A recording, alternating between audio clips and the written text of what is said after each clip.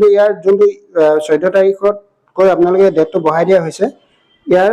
14 June কৰি দিয়া হৈছে আপোনালোকে 14 জুনলৈকে আপোনালোকে ফ্ৰীতে ডকুমেন্ট আপলোড কৰিব পাৰিব যদি তাৰ পিছত কৰিম বুলি ভাবে তেনেহলে আপোনালোকে এড ফ্ৰীতে কৰিব নোৱাৰিব নমস্কাৰ বিডি সাপোৰ্ট আসাম চেনেলৰ অন্য এটা ভিডিঅলৈ আপোনালোকক স্বাগতম জনালো তো আজি ভিডিঅটো হল যে আধাৰ কাৰ্ডক লৈ এটা আপডেট আহি আছিল যে আধাৰ কাৰ্ডত আপোনালোকে ডকুমেন্ট আপডেট কৰিব লাগিব ডকুমেন্ট আপডেট কৰা ইয়াৰ ফ্ৰী কে আপোনালোকে ডকুমেন্ট আপডেট কৰাৰ লাষ্ট ডেট আছিল 14 তাৰিখ 3 মাহ 2024 অৰ্থাৎ আজি কিন্তু ইয়াৰ ডেটটো বঢ়াই দিয়া হৈছে আপোনালোকে জুনৰ 14 তাৰিখলৈকে ফ্ৰী কে আপোনালোকে ডকুমেন্ট ইয়াত আপডেট কৰিব পাৰিব যদি আপোনালোকে এতিয়ালৈকে ডকুমেন্ট আপডেট কৰা নাই তেনেহলে আপোনালোকে 14 জুনৰ আগতে আপোনালোকে কৰি লওক ফ্ৰী কে 14 জুনৰ পিছত যদি আপোনালোকে কৰিম বুলি ভাবিছে তেনেহলে কিন্তু আপোনালোকে ফ্ৰী কে কৰিব নোৱাৰিব তাত আপোনালোকে কিবা এটা চাৰ্জ দিব লাগিব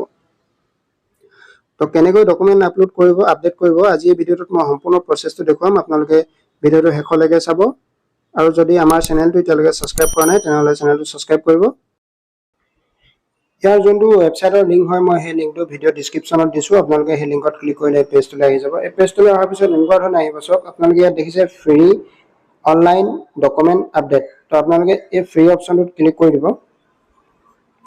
ফ্ৰী অপচনটোত ক্লিক কৰাৰ পিছত আপোনালোকৰ পেজটো এনেকুৱা ধৰণৰ আহিব ইয়াত প্ৰথমতে আপোনালোকে লগইন কৰিব লাগিব এই লগইন অপচনটো দেখিছে আপোনালোকে লগইন অপচনটোত ক্লিক কৰি দিব লগইন অপচনটোত ক্লিক কৰাৰ পিছত ইয়াত আপোনালোকৰ আধাৰ কাৰ্ডৰ নম্বৰটো দিব লাগিব দেখিছে এন্টাৰ আধাৰ নম্বৰ তো আপোনালোকৰ আধাৰ কাৰ্ডৰ নম্বৰটো ইয়াত ফিল কৰিব তাৰ পিছত ইয়াত এন্টাৰ ক্যাপচা আপোনালোকে এই ক্যাপচাটো ইয়াত ফিল কৰিব লাগিব ইয়াত যেনে ধৰণে আছে তেনে ধৰণে ইয়াত আপোনালোকে বহাব তাৰ পিছত লগইন উইথ ওটিপি অপচনটোত ক্লিক কৰিব লাগিব তো মই আধাৰ নম্বৰটো আৰু এই ক্যাপচাটো ফিল কৰি লৈছো ইয়াত মই আধাৰ কাৰ্ডৰ নম্বৰটো আৰু এই ক্যাপচাটো ফিল কৰি ললো ফিল কৰি লোৱাৰ পিছত ইয়াত লগইন উইথ ওটিপি অপচনটোত ক্লিক কৰিব লাগিব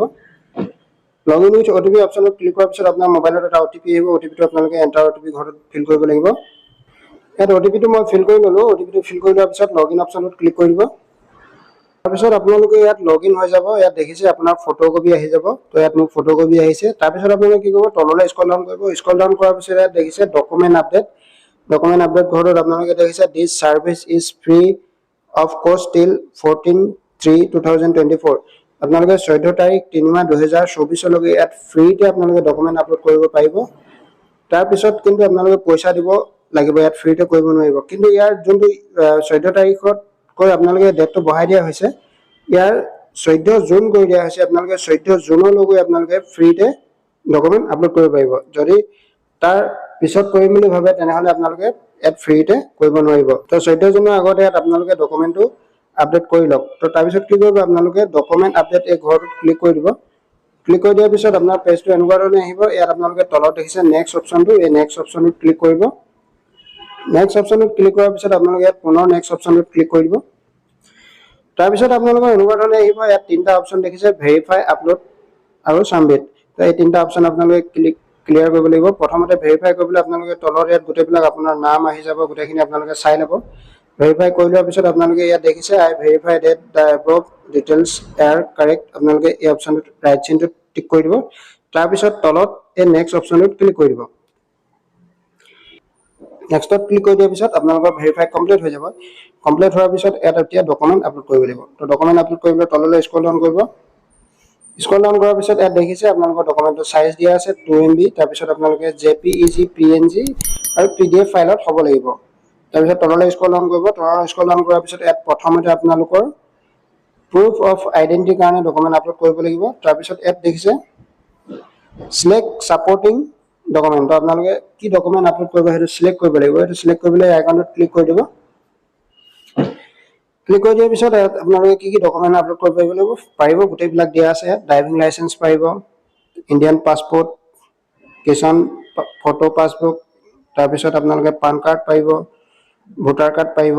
তো মই ভোটাৰ কাৰ্ডটো সিলেক্ট কৰি লৈছো ভোটাৰ আইডেন্টিটি কাৰ্ডত সিলেক্ট কৰি দিয়াৰ পিছত এনেকুৱা ধৰণে আহিব ইয়াত তলত ওকে অপচনত ক্লিক কৰি দিব ওকে অপচনত ক্লিক কৰাৰ পিছত ইয়াত দেখিছে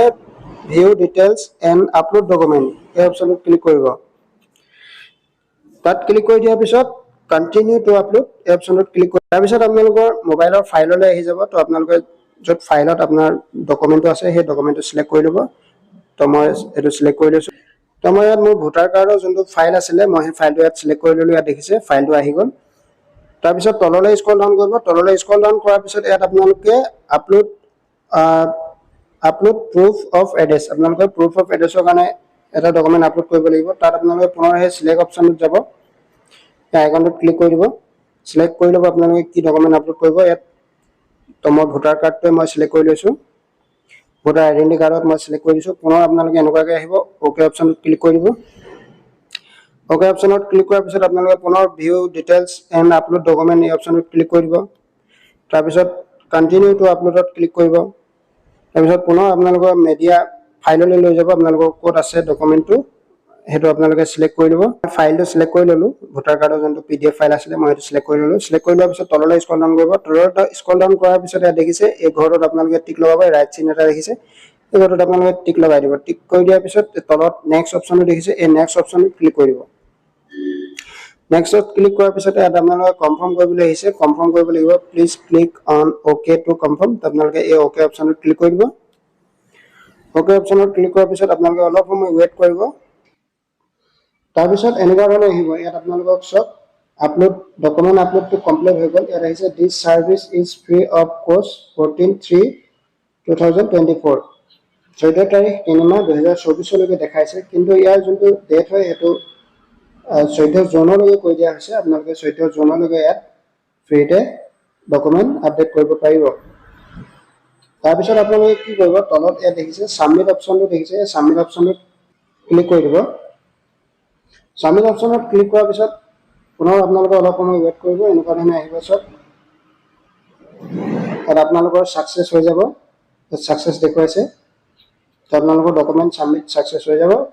তো আপোনালোকে ডাউনলোড একনলেজমেণ্টত ক্লিক কৰি তলত দেখিছে ডাউনলোড একনলেজমেণ্টত ক্লিক কৰি দিলে আপোনালোকৰ এখন একনলেজমেণ্ট ইয়াত আপোনালোকে ডাউনলোড কৰিব পাৰিব আপোনালোকৰ PDF ফাইল লৈ যাব আপোনালোকৰ PDFত গৈ আপোনালোকে একনলেজমেণ্টখন ডাউনলোড কৰিব পাৰিব তো চব ডাউনলোড একনলেজমেণ্টখন এনেকুৱা ধৰণে আহিব ইয়াত আপোনাৰ আধাৰ কাৰ্ডৰ নাম্বাৰটো আহিব SRN নাম্বাৰটো আহিব ইনভয়েচ নাম্বাৰ আহিব আপোনালোকৰ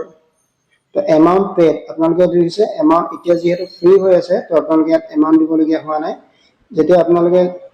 জুনৰ যদি পিছত কৰে 14 জুনৰ যদি পিছত কৰে তেতিয়াহ'লে আপোনালোকে কিন্তু ইয়াত পইচা দিব লাগিব